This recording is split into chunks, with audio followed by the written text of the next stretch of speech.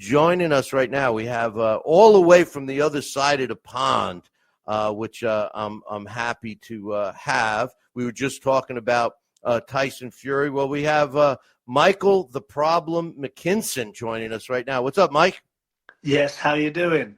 Great. I'm doing great. I'm glad you could join us from the other side of the pond. What time is it over there? What do we? I know sometimes it's 5 hours difference, and sometimes it's 6. What's the difference now? So we're 5 to 11 at night. So Oh God, I'd already be in my feety pajamas by me then. too. You know. I've stayed awake especially to speak to you guys. Oh, I love it. I love it. I appreciate it. Well, listen. I know. You well, tell us first of all. I know you've collected a bunch of titles along the way, but first off, before I get into a question, I'm dying to ask you. I'm going to ask you the canned question. What got you into boxing, my man? Boxing. So my father is my coach and my manager. So I was born into a boxing family. My younger brother, Lucas Ballingle, he's a professional boxer. And my father trains us both. So really, for me, I was boxing. I had boxing gloves on from very, very young. It's the only thing I've ever known. Well, that's good. I love to hear that, pro boxers come from a boxing family and they started early because I think that's critical. Now, you have 29 pro fights. You have 2 losses on your record, and one of them came against Virgil Ortiz. That's the only time you were ever stopped. I always look at, the positive side, that you learn something from it. And you stepping in, you were undefeated going into that fight. You step in with Virgil Ortiz. You come out on the losing end. What did you learn from that fight? I did 2 camps for Ortiz. So I was originally meant to box him in the March of 2022. We flew to LA, and fight week, 4 or 5 days before the fight, news got out he was hospitalized with rhabdomyosis, so he's off the show. That fight week was tough for me because I didn't know if I was having my US debut or if I wasn't, and Golden Boy worked hard. I said yes to 7 different names over the space of 48 hours. Fight week was wild. I said yes to fight Blair Cobbs, Alexis Rocha, one of the Rincon brothers, Ivan Panzic, a Mexican guy, and in the end I fought another Golden Boy fighter, Alex Martin. Later, I realised that Alex Martin knew weeks before he was going to be fighting me. So it was a bit of a crazy fight week, but nonetheless, I got my US debut. I won, and then 4 months down the line, we got the Ortiz fight rescheduled. We went to Texas. It didn't go my way. I did well in the fight. I won rounds. I cut him, and I left Texas with a lot more fans than I went with.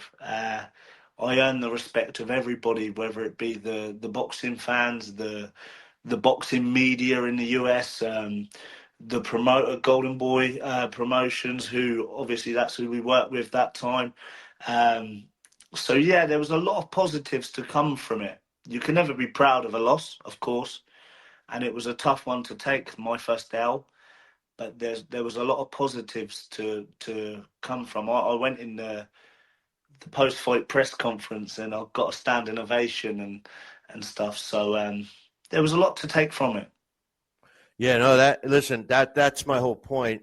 Not to rekindle the feelings of a loss, but to use it as a positive, as a positive. And that same Alex Martin, you came back and beat him anyway, right? That's it. Yeah, it was. I spent 3 months preparing for Virgil Ortiz, and then they sprung it upon me 2 days before the fight that I'm fighting a skillful southpaw, and at that point I just said yes. I didn't even watch him. I was very frustrated, but I said yes. I went up to bed, and 2 days later I got in the ring and fought Alex Martin, who was quite negative, but I won via unanimous decision. Hey, before I ask you my question, I've been dying to ask you. One of my guys in the chat room, my man coaches, wants me to ask Mike if it's true that Yep. in your first 2 years as a professional, you earned only one paycheck. Is that true? This is true. Somebody's done their homework. So, Oh, pro- oh. it, yeah, so it was my first 10 professional fights. So I don't know if that was 2 years. My first 10 professional fights, I turned professional as a young guy from my city, 19, 20. Wasn't very popular.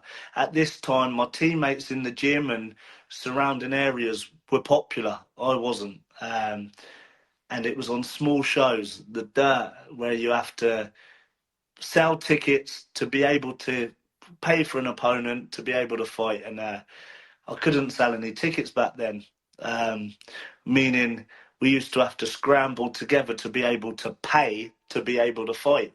I got to 10-0 and combined over all of them fights, I earned probably 1,000 English pounds combined.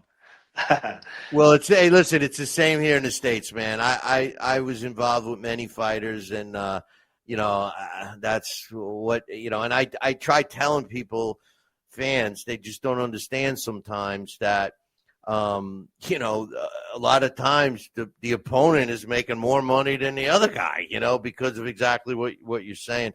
Okay, I got a question for you. I've had the luxury of going all over Europe in the sport, with the sport of boxing and everything. I've never been to the UK, and I've always thought that my show, we're in our 22nd year. I always thought that it would do very well in England. Now, when I researched your career, you've fought all over the world. And one of the things that I love about the UK boxing scene, and I've made this statement that I feel the UK boxing scene carries professional boxing on their back. And one of the reasons are the fans.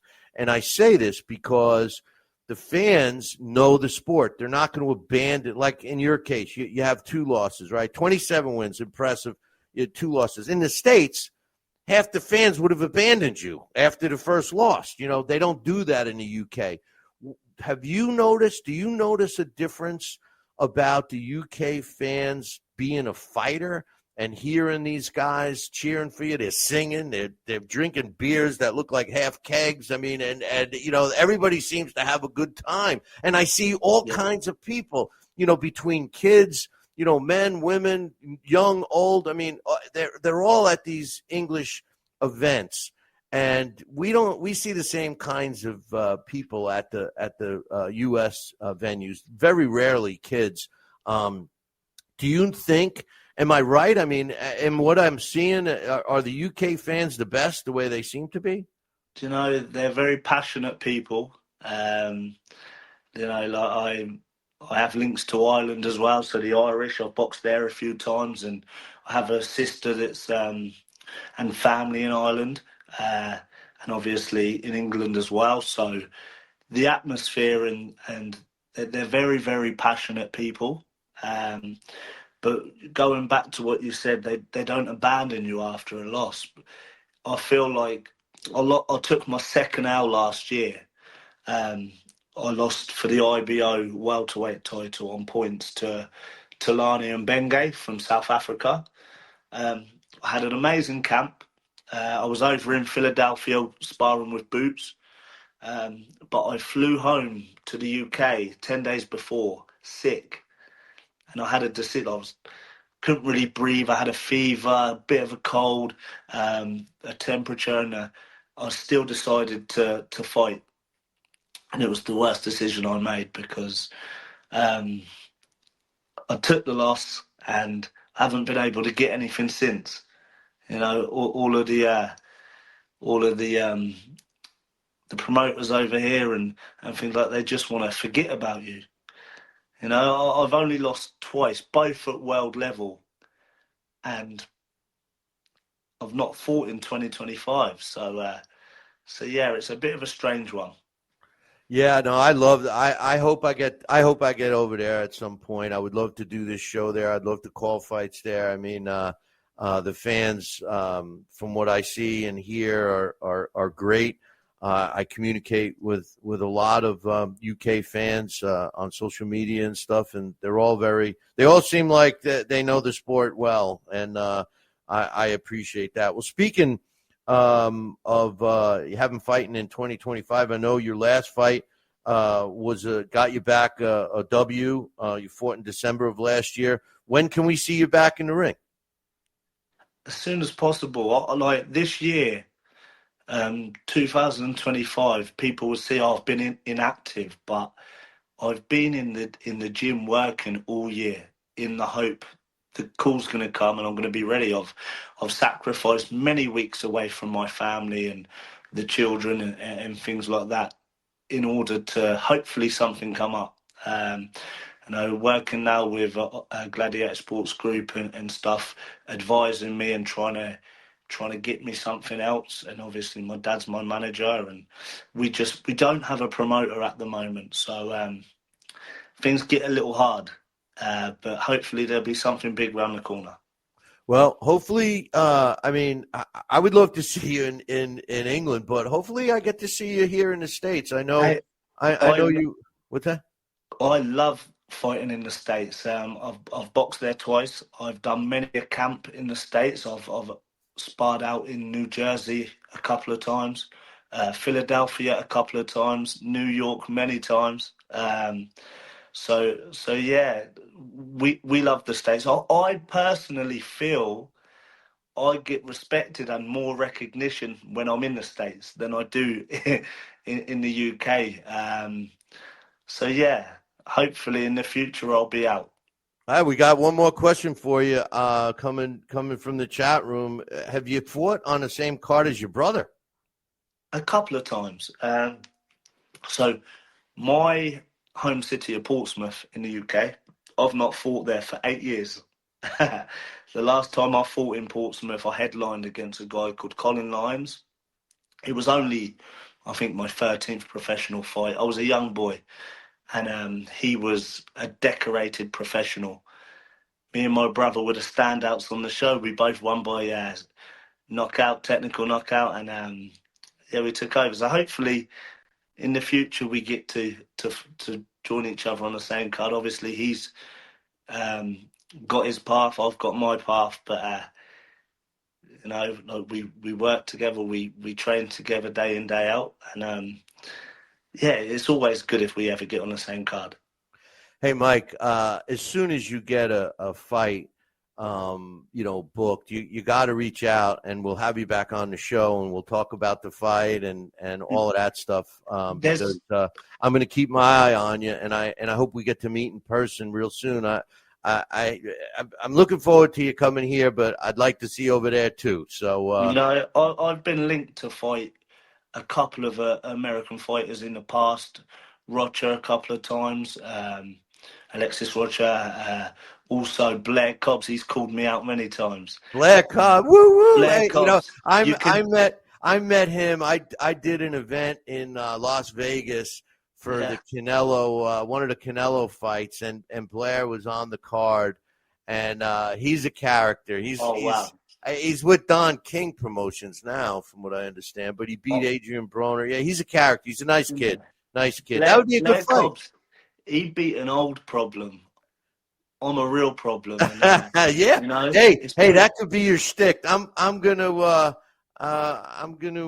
talk to them about that. So we'll see. He seems to be very inactive for his age, and he's always calling out people and stuff. And he hasn't been able to get fights. So maybe he's in a similar situation as me. A lot of fighters are, or they're forced to promote themselves because nobody promotes anymore.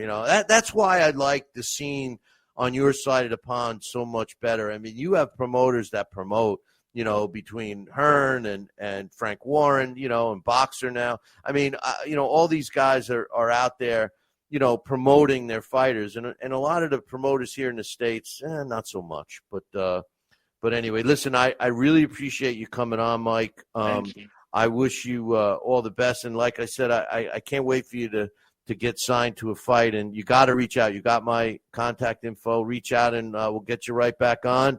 And all I can say is go to sleep, man. You're making me tired. I just if it's that late, I mean, geez, I'm already waking up in the morning by the time you're going to be going to bed. So appreciate you taking the time to join us, brother.